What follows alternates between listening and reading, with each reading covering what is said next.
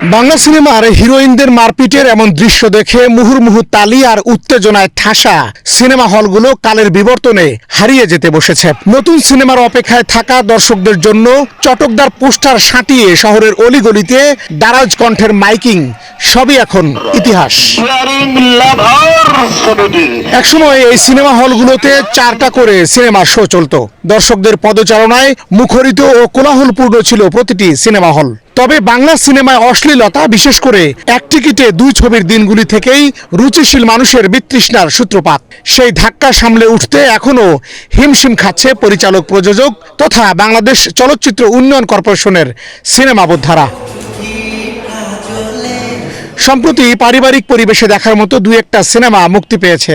তার মধ্যে হালের সুপারস্টার সাকিব খানের রাজকুমারের দর্শকপ্রিয়তা বেশ তুঙ্গে। পাবনার রূপকথা সিনেমা হলে গিয়েও তার প্রমাণ মিলেছে। রূপকথা সিনেমা হলে অনেক ছবি এসেছে, তার মধ্যে এখন এই যে রূপকথা হলে রাজকুমার, সাকিব খানের যে সিনেমাটা, আমি বিগত দিন থেকেই সাকিব খানের একজন ভক্ত। আমরা যখন সিনেমা দেখতে যাইতাম তখন ধাক্কাধাক্কি ইত্যাদি সমস্যা হতো, এমনকি খুর মারা হতো, এমন চাহিদা ছিল। সবাই আমরা ফ্যামিলি সহকারে সিনেমা দেখতাম। তবে সিনেমা হলে দায়িত্বরত মেশিন অপারেটররা জানান, একসময় তারা হলে আসার আগেই সাধারণ মানুষের ভিড় উপচে পড়ত, কিন্তু এখন আর সেই পরিস্থিতি নাই। ভালো মানের সিনেমা হলে আবারও মানুষের ভিড় বাড়বে বলে প্রত্যাশা তাদের। আগে যে সব ছবি আমরা চলাইছি এখন সেরকম দর্শক নাই। আগে একটা ছবি চললে লোক এসে এখানে ভরে যেত, আমরা আসার আগে এখানে লোক চলে আসতো, কিন্তু এখন সেই লোক আমরা পাচ্ছি না। এমন একটা সময় ছিল যে সময়টাতে দর্শক সিনেমা হলের সামনে থেকে যেত না, সবসময় থেকেই যেত, ওরা আগ্রহের সাথে থাকতো যে পরবর্তী কোন ছবিটা আসবে। মানুষ এখন অনেকটাই কৃত্রিম জীবনে চলে গেছে।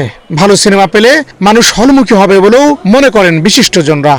আমরা ছাত্র জীবনে ছিলাম, তখন ঈদ আসলে ছবি যেন আমাদের একটা অনেক বড় কিছু। সেই সাথে আস্তে আস্তে দেখি যে রূপকথা হল একটা টাইমে বন্ধের পথে চলে গেছে, যে আমরা সেরকম ছবিও দেখার লোক পাই নাই বা দেখি নাই। তবে এবার রাজকুমার আসার কারণে, ছবিটি আসার কারণে যে এত লোকের ভিড় এবং হল যে আবার প্রাণ ফিরে পেয়েছে, এটা দেখে আমার খুব ভালো লাগছে। পাবনার রূপকথা সিনেমা হলের মালিক কবি সুহানী হোসেন বলেন, সিনেমায় সুন্দর গল্প আর মনের মতো অভিনয় পেলে দর্শক আবারও হলমুখী হবে। হল, সিনেমা হল তারা ম্যাক্সিমামই বন্ধ করে দিয়েছে। কেউ হয়তো বা অন্য কোনো ব্যবসা স্টার্ট করেছে, শপিং মল করেছে, কিংবা ভেঙে দিয়েছে অন্য কোনো কাজে। আর আমি এটা রেখেছি, এটা আসলে অ্যান্টিক। বাতেন বিপ্লব, এশিয়ান টেলিভিশন।